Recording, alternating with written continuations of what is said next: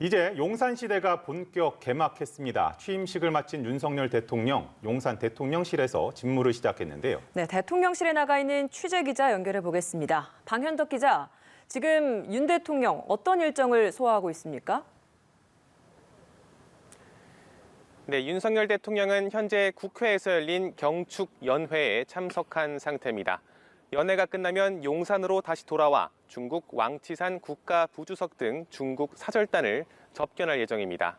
그 이후엔 신라호텔 영빈관에서 열리는 외빈 초청 만찬을 마지막으로 빡빡했던 첫날을 마무리합니다.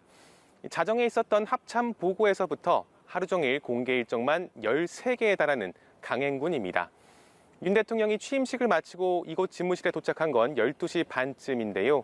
대통령실 직원들의 큰 박수 속에 도착한 윤 대통령은 신나게 일하자고 직원들을 격려했습니다. 직접 보시죠. 국민이 다 함께 잘 사는 이 나라를 위해서 우리가 한번 신나게 일해봅시다. 윤 대통령의 첫 업무는 한덕수 국무총리 임용 동의안 결재였습니다. 이 동의안은 국회로 보내서 인준 표결을 요청하게 됩니다. 청문 보고서가 채택된 7명의 장관과 또 차관도 임명했습니다. 미국과 일본 외교사절도 잇따라 만났는데요. 이 자리에서 조 바이든 미국 대통령, 또 기시다 후미오 일본 총리의 친서도 전달받았습니다.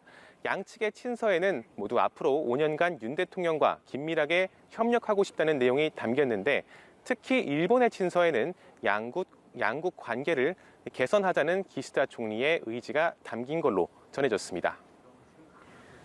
네, 방현덕 기자, 지금 뒤로 보이는 게 바로 새롭게 마련된 용산 대통령실 청사죠. 직접 가보니까 어떤가요? 네, 용산 대통령실 이 청사는 오늘부터 기자들에게 개방됐습니다. 제가 아침부터 이곳에 나와 있는데요. 아직은 여기저기서 내부 공사가 진행 중이라 자재가 드나들고 또 망치 소리, 드릴 소리가 이어지면서 다소 분위기는 어수선합니다. 보안 수준은 상당히 높습니다. 내부 촬영은 금지돼 있고 출입을 할 경우 휴대전화에 카메라에 스티커를 붙여야 합니다. 경호처 직원들이 곳곳에서 출입증을 보여달라고 요구하기도 하고 경호상의 이유로 이동에도 일부 제약을 받기도 했습니다. 이곳은 원래 국방부 건물입니다. 제 뒤로 보시면 과거 국방부 마크가 있던 입구 지붕에 대통령을 상징하는 봉황 장식이 새겨져 있습니다.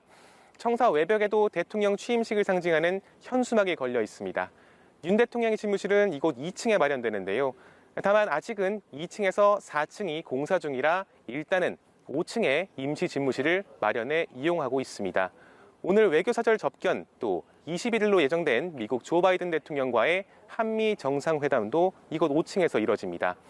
5층에선 주요 참모들이 대통령과 한 공간에서 일하고 있습니다. 이 백악관처럼 수시로 의견을 교환할 수 있는 구조라고 대통령실은 설명했습니다.